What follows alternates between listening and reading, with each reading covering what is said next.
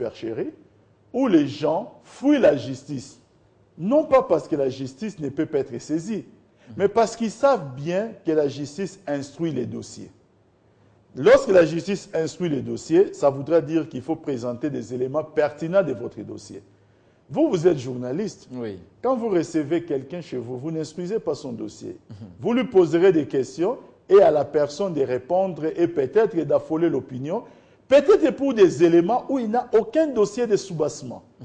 Et c'est pourquoi ça devient une sorte d'escroquerie politique en République démocratique du Congo, où vous constatez que des hommes politiques qui, n'ayant pas de soubassement dans leur dossier, mais ont la magie du verbe pour tromper l'opinion. Moi, je crois que lorsqu'on est un candidat responsable, on trouve qu'on a été invalidé. Pour des raisons d'impertinence ou pertinence, je ne sais pas, on peut saisir. Et ça, la loi vous le permet. Vous pouvez saisir la justice. Vous pouvez même demander à ce que votre audience soit publique. Et en même temps, vous avez votre avocat qui aura le droit de communiquer sur les dossiers, de présenter les pièces du dossier.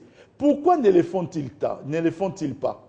C'est tout simplement parce que, M. Claude, nous avons une race de politiciens en République démocratique du Congo.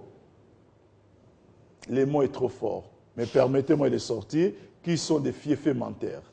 Voilà. Alors, vous prenez également les élections. Pourquoi ne pas organiser cette élection des gouverneurs et vice-gouverneurs après celle des députés provinciaux? Mais l'élection des députés provinciaux entre dans le schéma des élections à organiser dans notre pays. Oui. Mais là, nous faisons face à un arrêt de la Cour constitutionnelle. L'arrêt de la Cour constitutionnelle, parce que les principes, permettez-moi cette petite parenthèse. Oui, allez-y. Le principe est que les élus ne peuvent être remplacés que par d'autres élus. Avec le démembrement, nous étions devant une situation d'exception. Cette situation d'exception ne pouvait pas durer éternellement. D'abord, sinon ça ne serait plus une situation d'exception. La Cour suprême, la Cour constitutionnelle plutôt, rend son arrêt. Et dans son arrêt, puisque les Congolais n'ont pas peut-être l'habitude de lire, la Cour constitutionnelle avait bien stipulé sur les caractères exceptionnels qui devaient aussi rester aussi exceptionnels en termes de durée. C'est-à-dire quoi? Qui ne devaient pas s'étendre au-delà des délais raisonnables. Par rapport à cette exigence, sachant que l'élection qui devait se tenir des députés provinciaux le 25 octobre 2015 n'est pas tenue jusqu'à ce jour, pour la simple et bonne raison, c'est que les conditions nécessaires de convocation du scrutin ne sont pas réunies. Ça, c'est notre débat, mais je sais que vous en savez quelque chose. Oui. Alors, faudrait-il aujourd'hui attendre cette élection qui interviendra après tous les processus que la CENI a essayé de mettre en place, ou il fallait répondre à cet arrêt de la Cour constitutionnelle pour ne pas se retrouver dans une situation où nous serons mal à l'aise avec la loi. Voilà pourquoi il fallait maintenant organiser l'élection des gouverneurs des provinces dans ces provinces qui étaient démembrées. Et nous sommes encore une fois de plus devant une situation où nous sommes dans une exception plus potable. C'est-à-dire quoi? Nous sommes dans une situation où nous organisons cette élection, mais aussi des préparations pour les élections à venir qui doivent se tenir, absolument. Voilà. Et quand? Et vous savez, la CENI nous a dit qu'il fallait attendre 16 mois un jour. Depuis les jours qu'ils ont lancé l'appel d'offres, c'est une expertise d'une institution, non pas seulement indépendante, mais qui est une institution technique. Moi, j'ai appris une chose. Oui.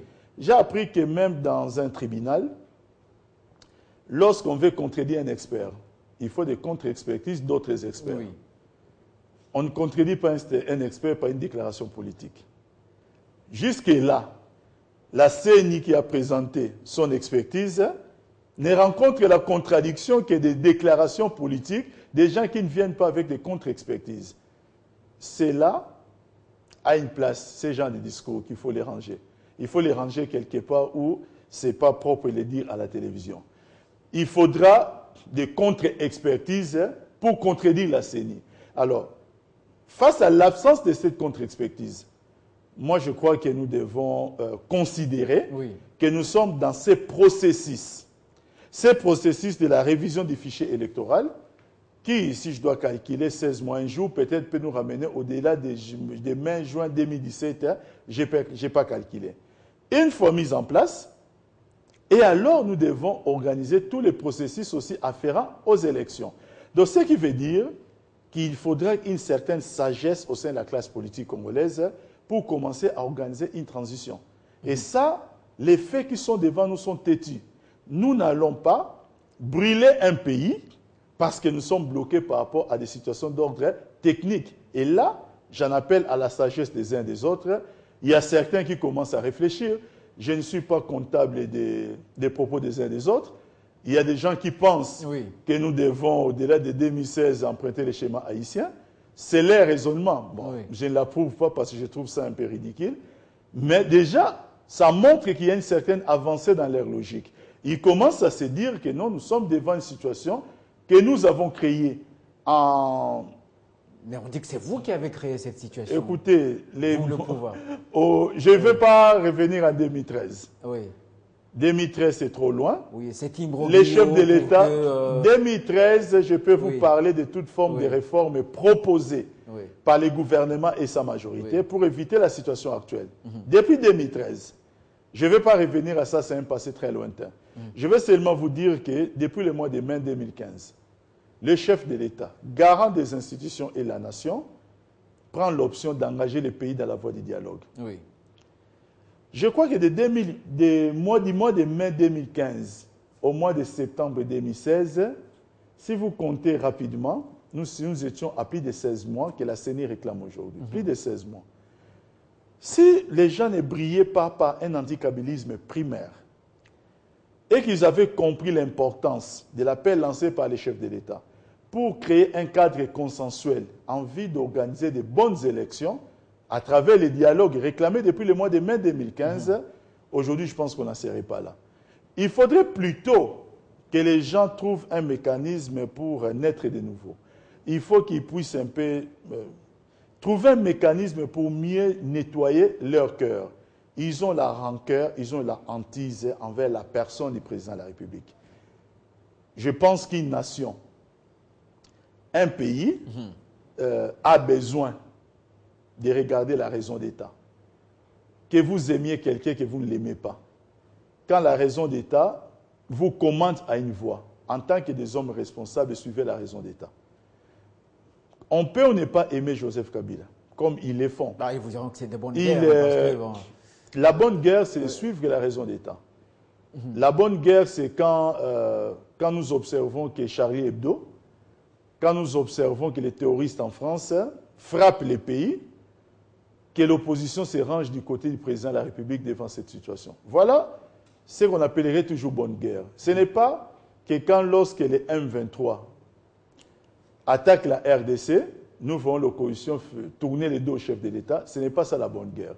Donc il faut comprendre qu'il est des matières dans la vie d'un État. Oui. Il est des matières dans la vie d'une nation qui n'appellent pas au clivage. Aujourd'hui, la matière électorale dans notre pays ne peut pas continuer à diviser outre mesure. La matière électorale devrait dégager un consensus.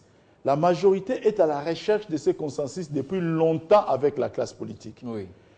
La classe politique de l'opposition, pour la plupart, surtout les dissidents qui ont quitté la majorité, qui pensent qu'ils doivent chercher d'autres nouveaux mécanismes pour retrouver les beefsteaks qu'ils ont perdus, ils sont plus maintenant dans la haine. Et cette haine-là empêche les pays d'avancer dans cette matière. Alors je reviens à vous après les rappels des titres de l'actualité. Élection des gouverneurs et vice-gouverneurs des nouvelles provinces. C'est hier, mercredi 2 mars, qu'a expiré le délai pour les dépôts des recours des candidats invalidés. Sur les 135 dossiers déposés, seuls 76 dossiers ont été jugés recevables par la CENI.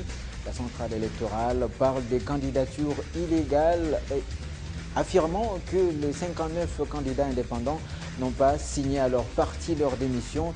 Sachez également l'élection des gouverneurs et vice-gouverneurs des 21 provinces est prévue le 26 mars prochain. L'actualité, c'est aussi le lancement par le ministère de l'Économie nationale de la campagne de vulgarisation de 28 mesures d'urgence prises pour la stabilisation et la relance économique du pays suite à la chute des cours des matières premières. L'initiative consiste à mettre les partenaires au courant de ces mesures qui, il faut le rappeler, ont été prises lors d'une série de réunions du gouvernement présidé par le chef de l'État en janvier puis en février. En dehors de nos frontières, Angela Merkel sera reçue vendredi par François Hollande pour préparer les sommets Union européenne-Turquie sur la crise des migrants. Vivement critiquée dans son pays, la chancelière allemande continue de défendre sa politique d'accueil des réfugiés alors que les Allemands doutent de plus en plus ouvertement de la capacité de leur pays à accueillir les demandeurs d'asile et les immigrants. En sport, l'international congolais Héritier Lubumbu Nzinga, blessé au dernier championnat d'Afrique des Nations rapporté par la RDC, a quitté finalement Kinshasa pour des soins appropriés au Qatar. Confirmation faite par le ministre des Sports, Denis Kambaï, qui a remis à l'un des vice-présidents de la FECOFA les moyens lui remis par le gouvernement. C'était l'essentiel de l'actualité en RDC, en Afrique et à travers le monde. Sur ce plateau, je suis toujours avec Papi Tamba, communicateur de la majorité présidentielle. Et maintenant, pour terminer, est-ce que vous pensez que la CENI s'est engagée dans la bonne voie, alors qu'au sein de l'opposition, on parle déjà d'une première bourde du président Nanga? Vous venez de le dire, même dans votre journal, que les candidats invalidés, qui se présentent comme étant indépendants alors qu'appartenant au regroupement politique, n'ont pas signé leur démission avec les partis politiques. Voilà ce qu'on appelle la duplicité. Vous venez de le dire. L'indépendance n'est possible que lorsqu'on ne fait pas partie d'un parti politique ou d'un regroupement politique qui présente des candidats. Donc, il n'y a même plus de débat. Mais pourquoi c'est le G7+1 qui se saisit le plus de ces dossiers? C'est ça qui est un peu étonnant. Devons-nous poser des questions ou devons-nous croire que cette manœuvre était orchestrée par le G7+1? C'est une question légitime qu'on a en droit de se poser. Oui. Pour dire qu'au fait, ces candidats n'étaient que leurs figurants, avec une certaine mesquinerie ou des calculs politiciens, des petits étages ou des bas étages, où on n'arrive plus à comprendre. Nous aurions aimé voir que ces problèmes fassent du bruit au sein plutôt de la majorité présidentielle, considérer cela comme étant une querelle de ménage. Non. Aujourd'hui, ce sont les autres qui s'en saisissent les plus. Pourquoi? Ou peut-être voudrait-il profiter de cette situation pour faire un procès à la CENI, parce qu'ils pensent que la CENI s'engage dans une direction qui est logique, mais pour eux, qui dépasserait leurs prétentions. Oui. On ne comprend plus rien. Alors, pour rester sur les faits, disons seulement une chose. On est un candidat indépendant. Ça veut seulement dire qu'on ne fait pas partie d'un parti politique ou d'un regroupement qui a présenté des candidats. Ça, c'est une disposition légale. Deuxièmement, cela fait suite à la décision de la CENI prise en 2015. Deuxièmement, on est fonctionnaire de l'État. On est mandataire. On est mandataire de l'État. On doit commencer par présenter soit sa démission, soit sa mise en disponibilité si on est fonctionnaire, avant de postuler en tant que candidat. Certains ou plusieurs ne l'ont pas fait. Se réveillant en retard, oui, ils nous ramènent des lettres antidatées sans accuser les réceptions à la date convenable. Donc, nous sommes devant une machination. Mais que les gens qui sont dans les laboratoires en train de préparer cette machination, qu'ils sachent tout simplement qu'ils sont aussi détectés. Ils n'ont pas affaire avec des gens qui sont naïfs. Merci beaucoup, Papi Tamba. Merci d'avoir répondu à notre invitation ce matin, d'avoir accepté de braver la pluie pour justement nous donner de la matière. Merci donc d'avoir répondu à notre invitation. On espère vous revoir sur ce plateau, vous recevoir sur ce plateau l'un de ces quatre.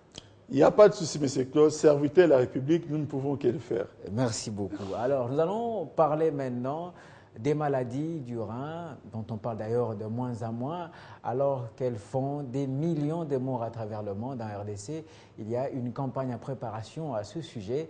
Sur ce plateau, je vais recevoir des médecins.